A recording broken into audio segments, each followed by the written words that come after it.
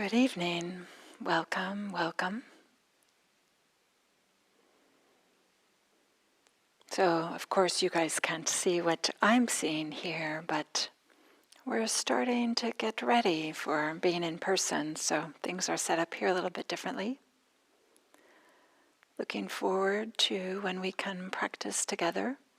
And not to worry, we'll continue with the YouTube recordings and offerings also. But I know some of you are local and might like to come to IMC. But a warm welcome to everybody, whether you're local or far away, and whether you're listening to this now or sometime in the future. A warm welcome. So we'll start with a little lightly guided meditation. Taking our seat,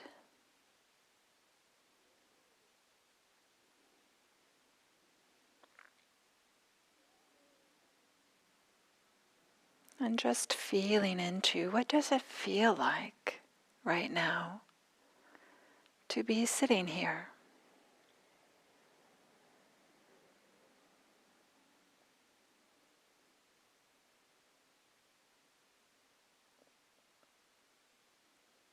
Maybe globally there's a sense of relief, like, oh, okay, I'm just going to be sitting here for the next little while.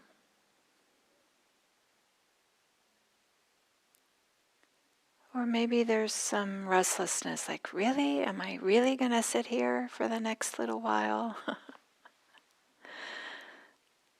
Whatever our experience might be, it's all welcome. It's all welcome. It doesn't have to be one particular way.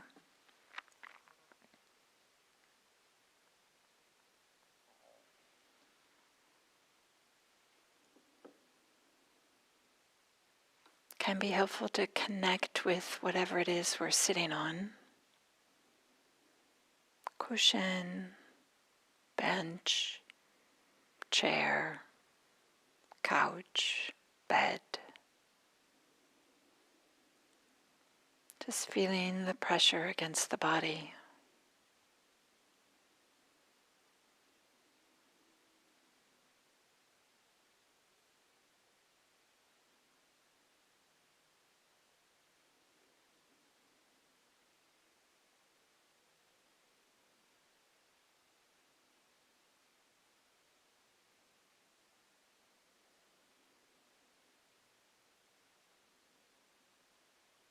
And then when we sit and start to settle down a little bit, perhaps the breathing becomes noticeable. This body breathes, of course it does. Can we, in a kind, gentle way, rest our attention on the sensations of breathing?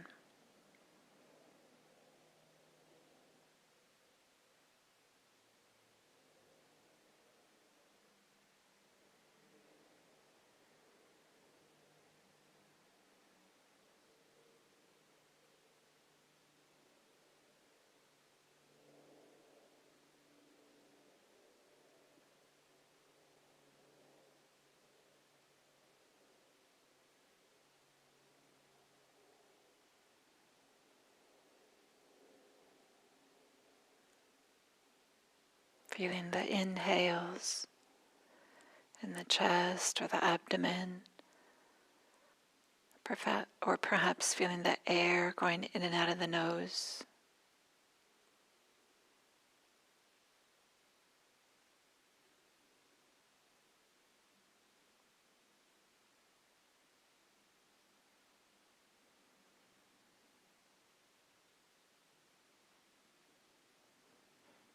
Feeling the expansion, the stretching with the inhales, or the coolness of the air.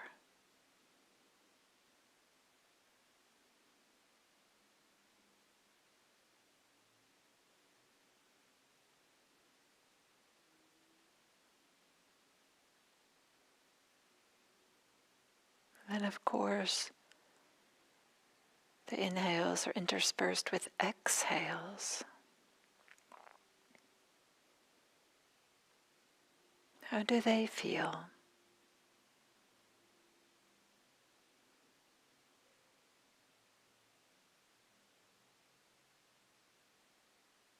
You can focus on just one area if you'd like, the chest, the abdomen, or the nose.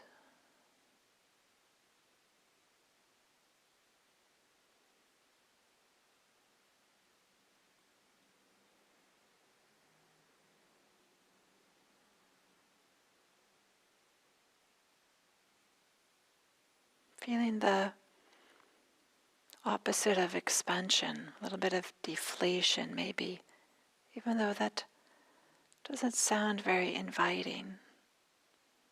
But the air being exchanged and then going out.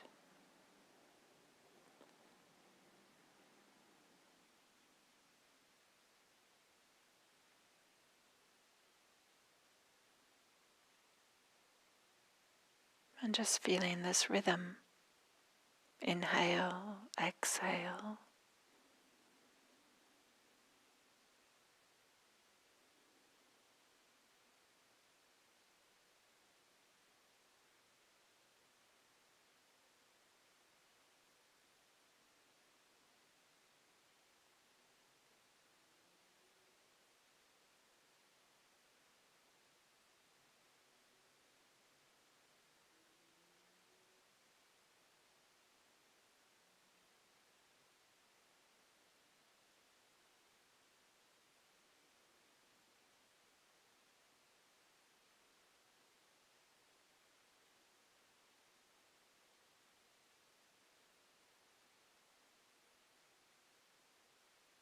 And when the mind wanders,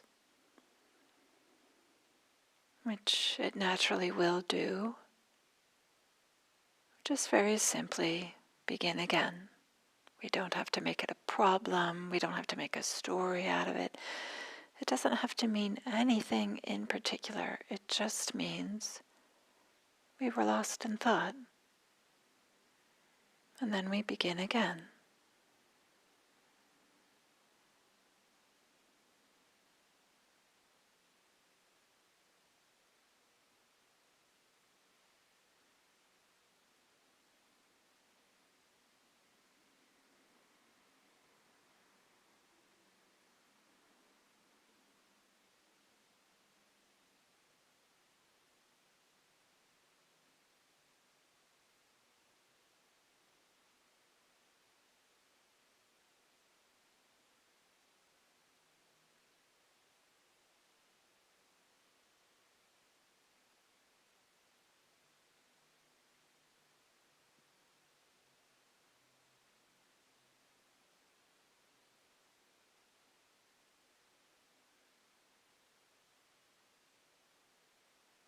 Nothing in particular needs to be happening. We're just noticing the experiences of breathing.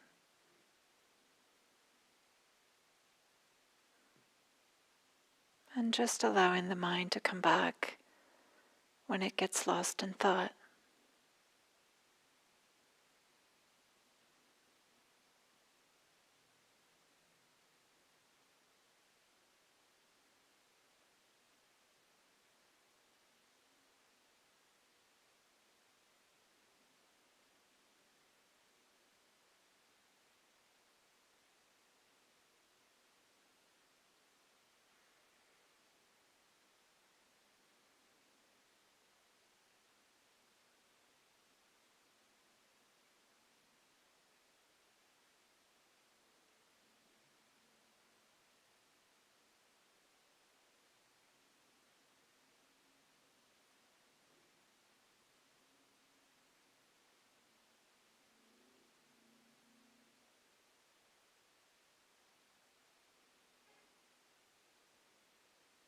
And you might notice that there is an uncomfortable experience, uncomfortable sensation.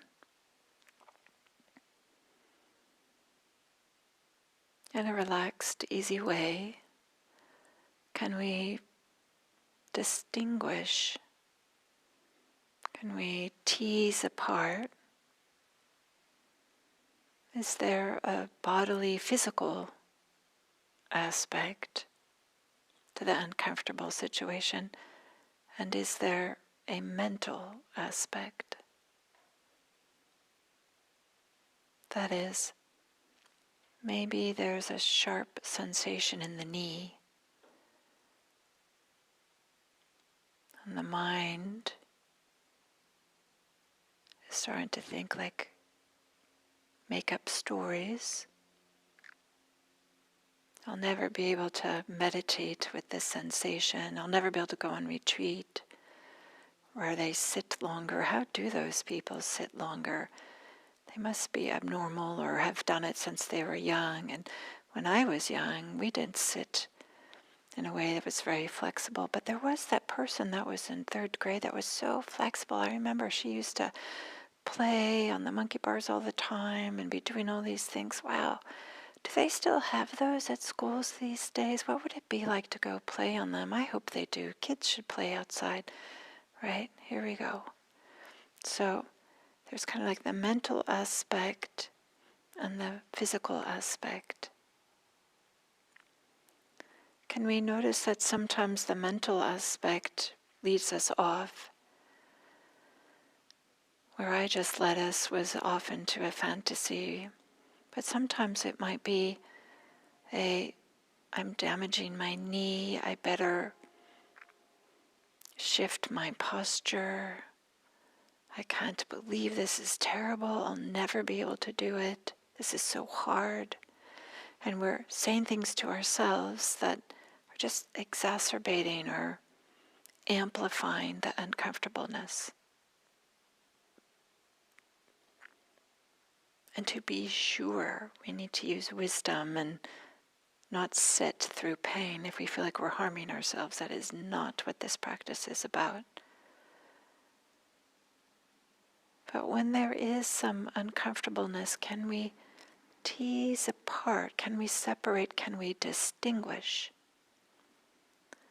the bodily experience from the mental experience?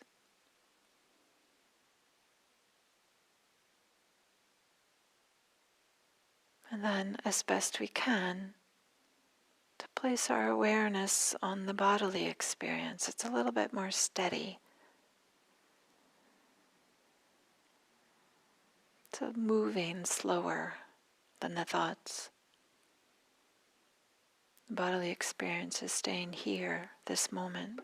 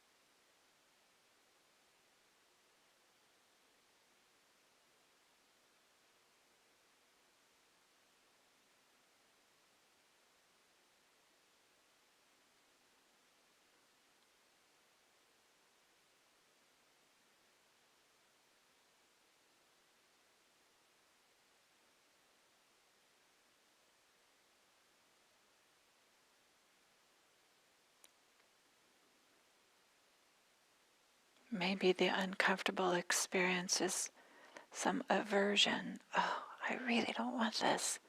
Why is this happening?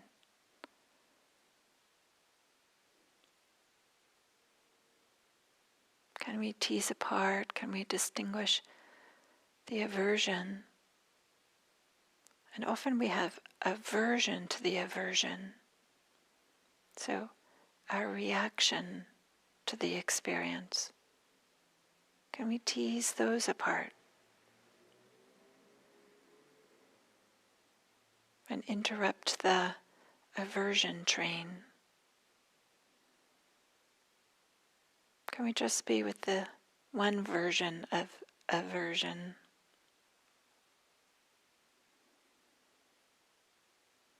Of course you have aversion to aversion. It's a natural human response.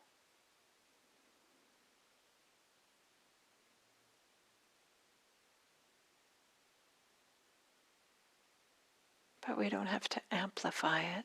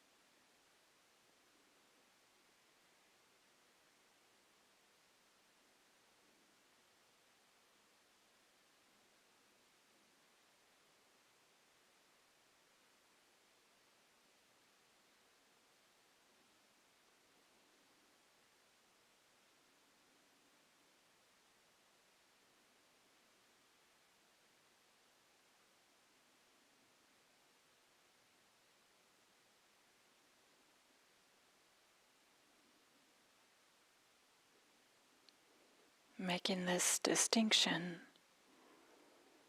between bodily experiences and mental experiences, and making the distinction between our reactions and our experiences enables us to see more clearly what is actually happening, teasing apart some of the different elements. In this way, we can have some more choices about what to do, have some more clarity about what might be the helpful, the skillful thing to do going forward, so that it might support us. And are also having the ability to tease apart different elements, to see more clearly, to distinguish, to discern, also helps us to help others, so that we don't get lost in experiences that sometimes can be overwhelming, but instead to maybe pull out the pieces, or where we actually have some control or some choices, so that in this way our practice of discerning, distinguishing, can be for the benefit not only for ourselves, but for others. So may our practice be for the benefit of all beings everywhere.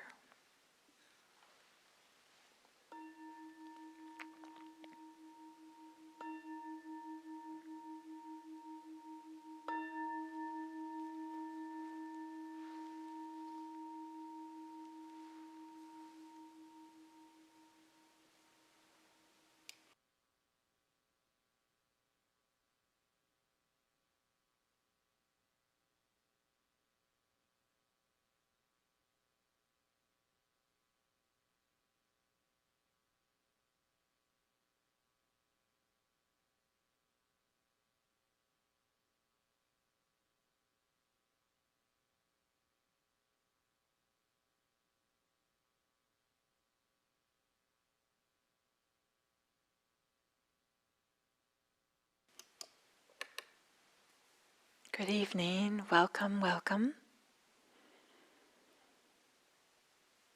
So tonight I'd like to first extend a really warm welcome to everybody, and to continue on the series that I've been doing on the paramis. In the earlier talks I didn't say that much about the paramis in particular, and I'll just say a little bit now. Parami often gets translated as perfections. I like to translate them as perfections of the heart, to emphasize that they're not just one more list of things to memorize, and they're not just gaining more and more knowledge, but to bring all aspects of ourselves, including our hearts. So parami can mean something that's of really high value, like something that has maybe like a type of wealth, an inner type of wealth that we all have. But these paramis can be cultivated and be developed. And there's a list of 10 of them. And interestingly, that in this list of 10, there isn't a meditation in particular. Instead, these are things to do in our everyday lives. So it's not just a meditative experiences, although that's included, but it's qualities that we bring to all aspects of our lives. So the list of 10 is generosity, ethical behavior, renunciation, wisdom. So the fourth one, wisdom, is what I'd like to talk about tonight. And then energy, patience, truth, resolve, loving kindness, and equanimity. I think we can all agree that these are good qualities to have in our lives, whether it's part of your spiritual practice or just part of being a human being, a good parent, a good friend, a good worker, whatever it might be. So like to just say a little bit about wisdom, which, as I mentioned, is the fourth parami. Wisdom is how often this word panya gets translated. Also, some other translations for panya are insight or discernment. And I was thinking about this idea of wise, and we often have I don't know where this comes from exactly, but we have this, owls are portrayed as wise. And when we think about, well, why are owls, like historically, or why might we say that owls are wise?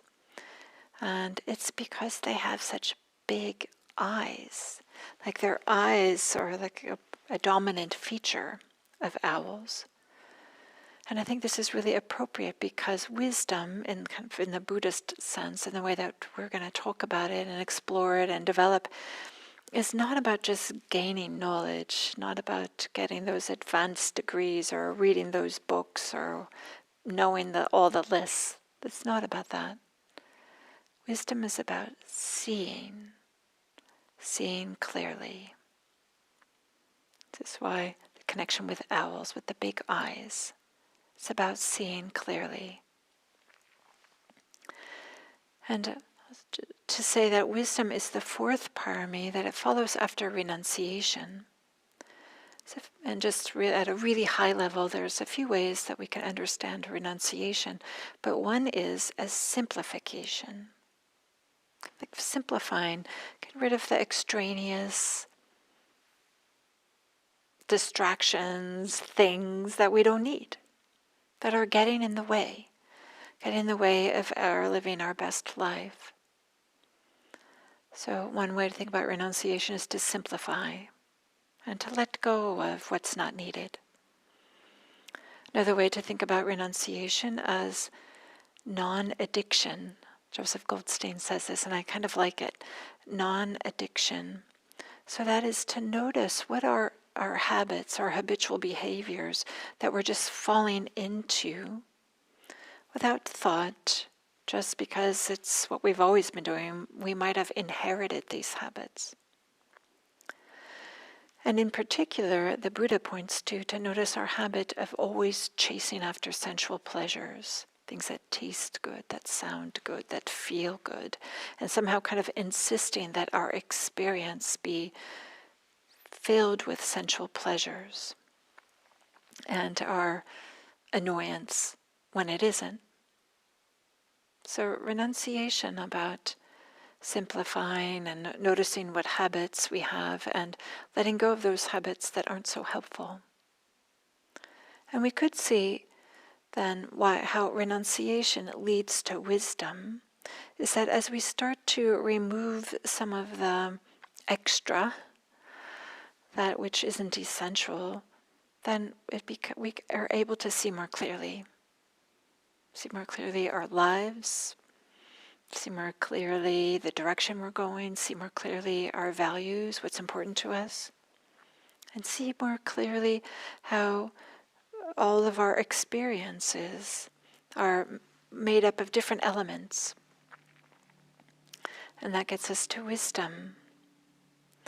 So one way, there's a number of ways we can talk about wisdom, and one is the capacity, the ability, the activity of discerning or distinguishing or making distinctions, to kind of like tease things apart.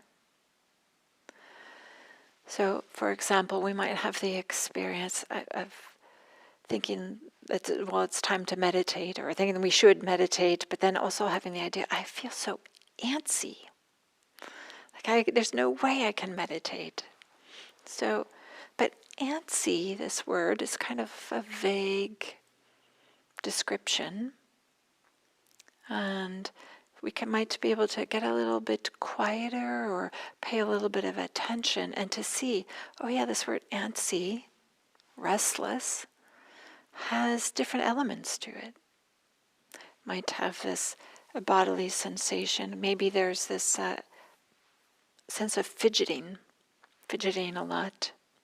Or there's a sense of like the body I know sometimes when I'm feeling restless or antsy, I just find myself standing up, like if I'm sitting down or even if I'm at my desk intending to focus on the task at hand, I just find myself standing up and going to do something else. Or so there's this energy in the body, perhaps kind of like this movement of wanting to move, or if not standing up, maybe it's felt as just like ping pongs bouncing around.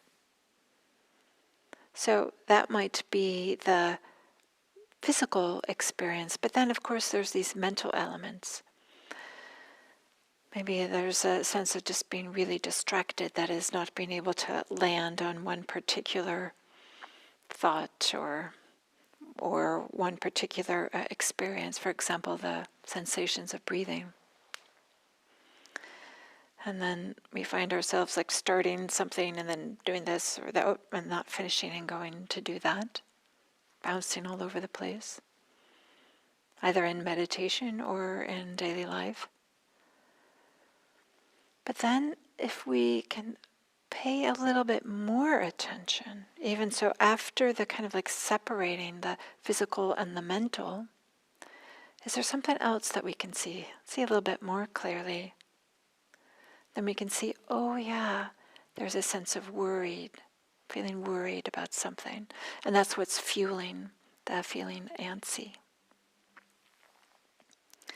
So when we notice and name the different elements that are happening or that are comprising our experience, there can be a sense of relief, a sense of like, oh, okay, I'm worried. Of course I'm worried. I have to give this big presentation tomorrow, or my loved one is not feeling well, or whatever it might be. But just being able to tease apart some of the different elements, to name them, can start to bring some clarity and start to make it feel a little bit more manageable. This is so much about mindfulness practice.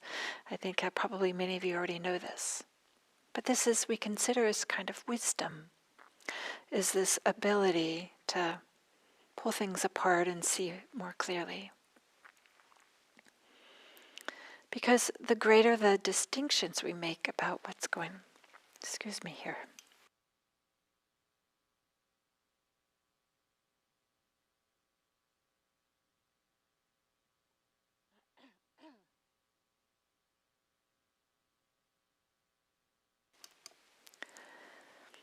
So the greater the distinctions we make about what's going on, the more choices we have about how we're going to relate to our experience.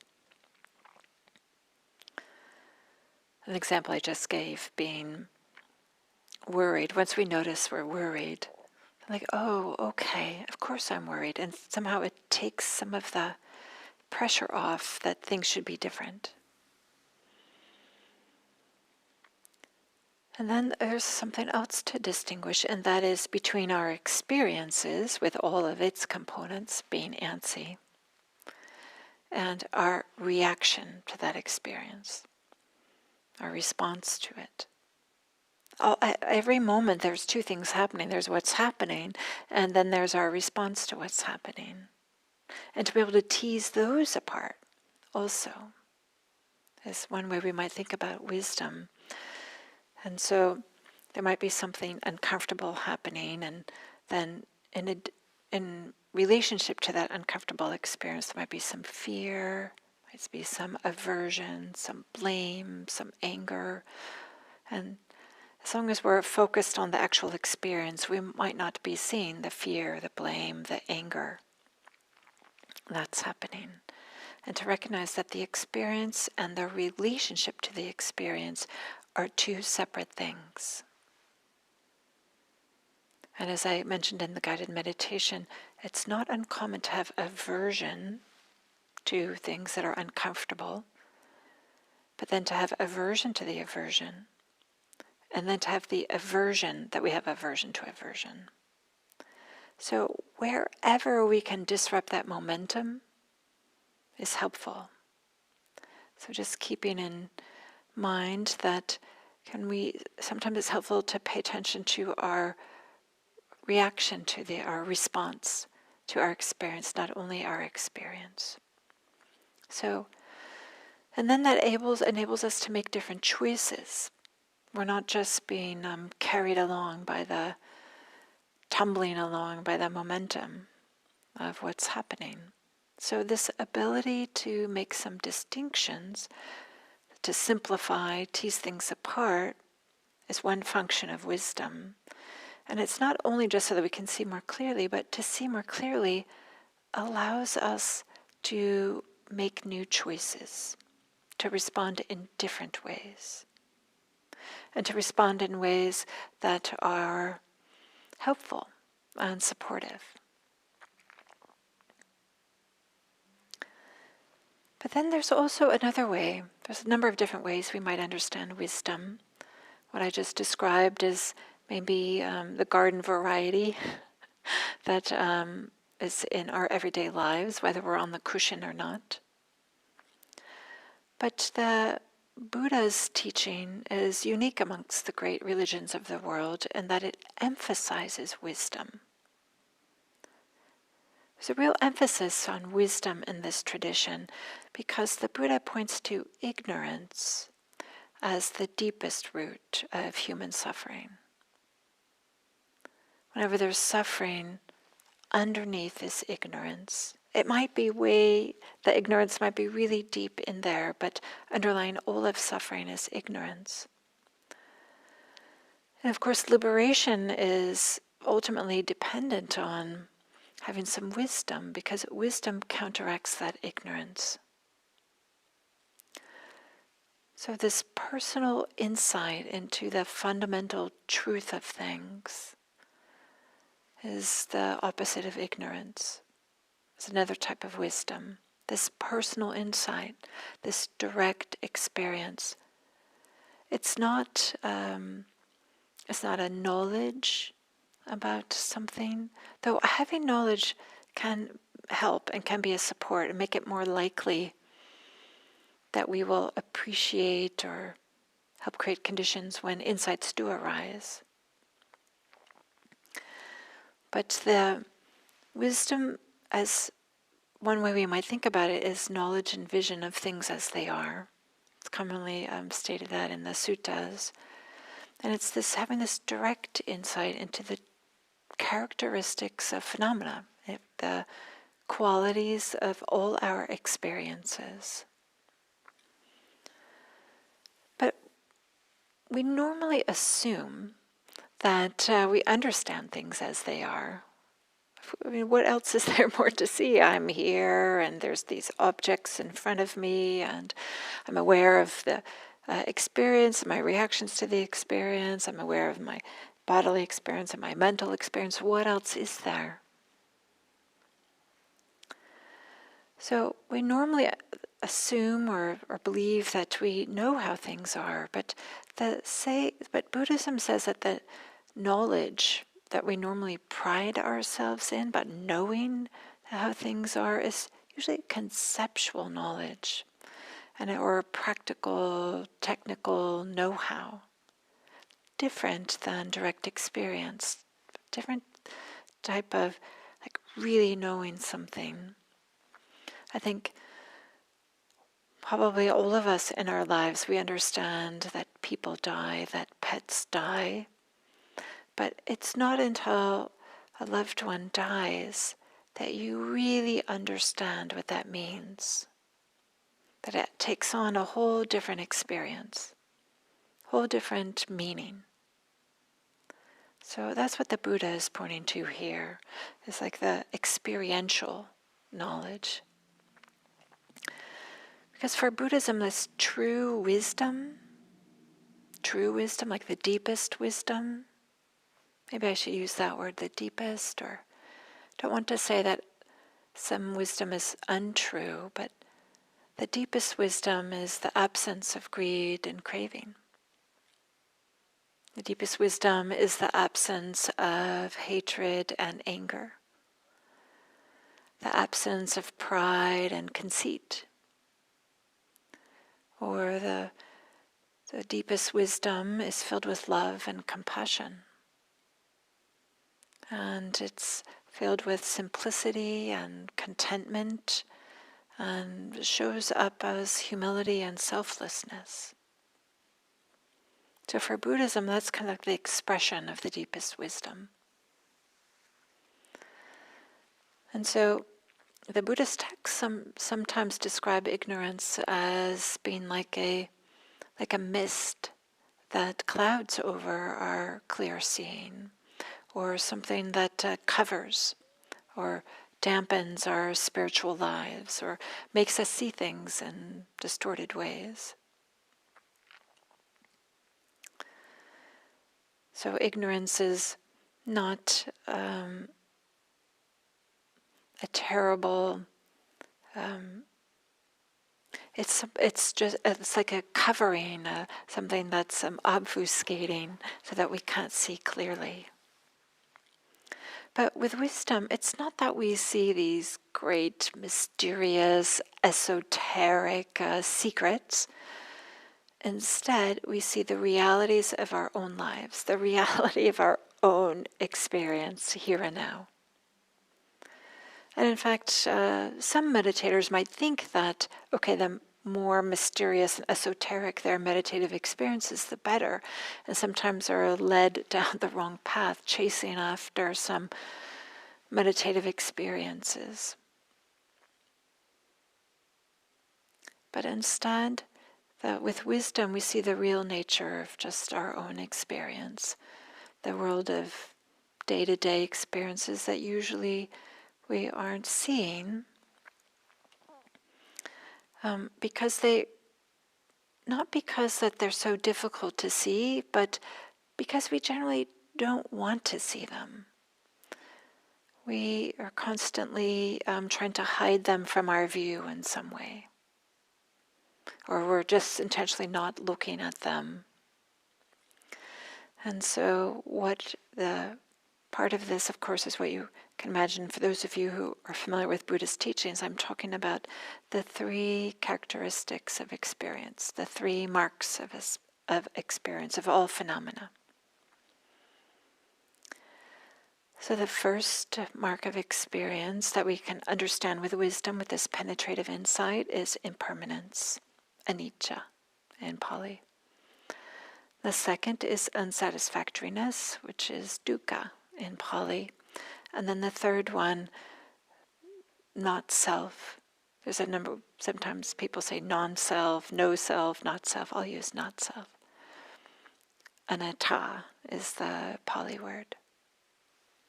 So, of talking a little bit about these three characteristics, that impermanence is the listed first usually. It's the gateway, it's the door to the other characteristics, partly because it's the most evident, it's the most obvious. You ask anybody on the street, do things change? Do they last forever? And everybody's going to say, of course things change. Things don't last forever. You might think that some things last forever, but they'll recognize that things change. We all know this. But with there can be some meditative experiences where there's this understanding of not only that things change and end, but that they're inconstant, that there's kind of like this flickering, this fluttering, that they're not as stable, they're not as solid as we take them to be. They're not as stable, they're not as solid, they're not as steady as we want them to be. So we are kind of like projecting onto them some steadiness. Because we all want to have this sense of there's a place which can be safe and secure, a safe harbor, a place where we might rest, a place where there's everything is like we have it all figured out in some kind of way and we can just rest there. But with reflection, we understand that everything that is impermanent cannot be a source of lasting happiness.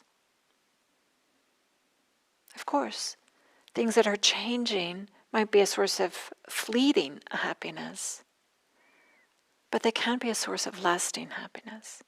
Therefore, they're not really as satisfying as we would like them to be.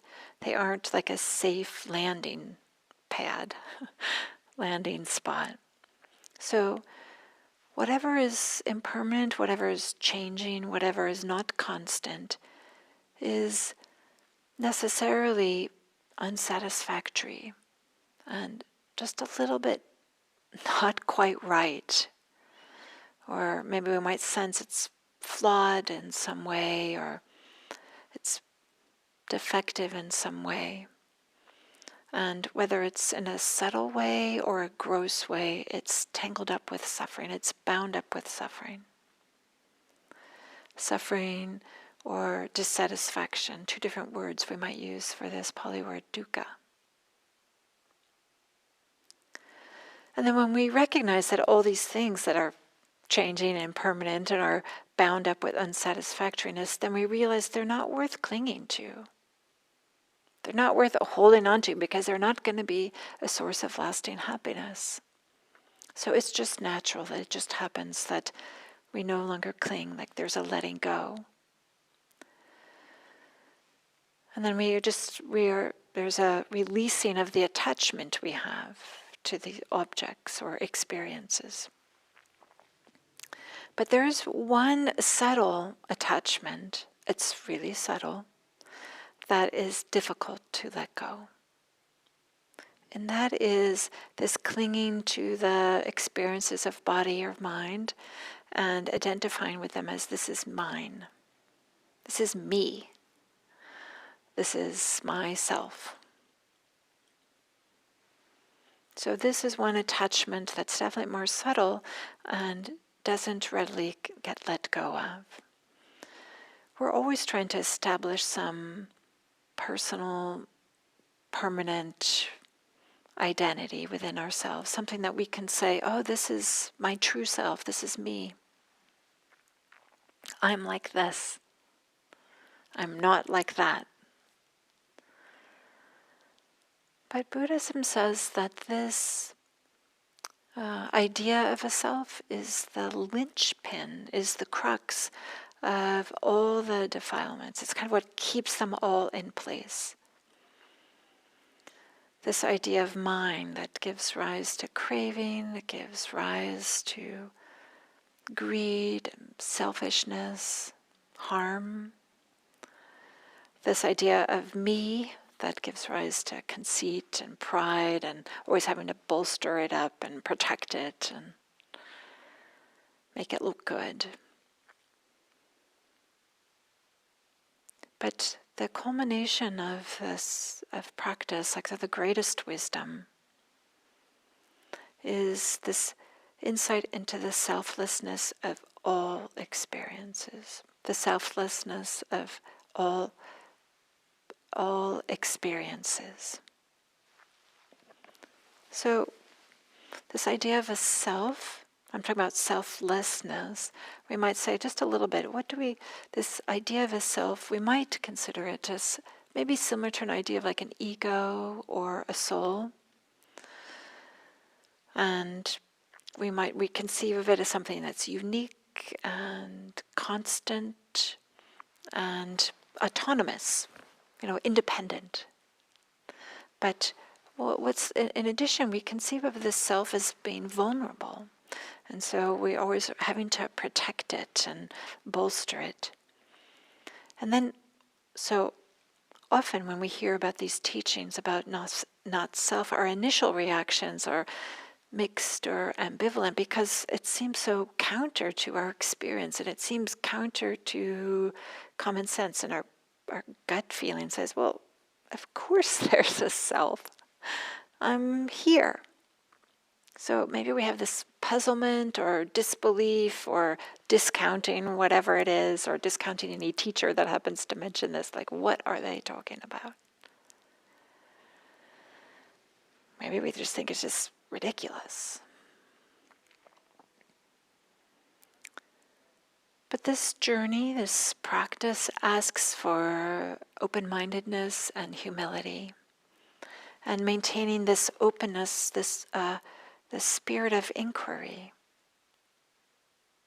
This wisdom I'm talking about is kind of like this teasing apart, having this discernment, distinguishing, so kind of like seeing clearly maybe we can tease apart some of the different elements of our experience and our idea about the experience and the concept and the label that we're putting on top of it. Can we distinguish those? And watch for those moments when we categorize what is happening by saying, oh, this is me, or that's mine, or that we succumb to this me versus the world, or us versus them thinking. But this being able to distinguish the sense of self, and to distinguish between an experience and the way that we're labeling it as self is subtle. It's very subtle, and it might take a meditative state before we can see it. But wisdom, the greatest wisdom, is to see things clearly, not just on the surface layer and not just what is obvious and easiest and the most comfortable, but to investigate and to ask ourselves, is there something underneath this? Is there something underneath that's promoting the suffering? So that our wisdom can maybe shine the light onto some ignorance, something that we're not seeing, so that the suffering can be released. The suffering can go away. So wisdom as the fourth parami, there's so much we could say about wisdom.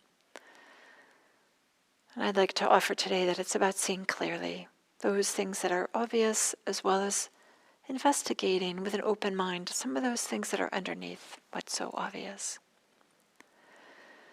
So that with wisdom we might find our way with things that are difficult in our lives and in the lives of others. So that our practice can be a support for all beings everywhere. Thank you.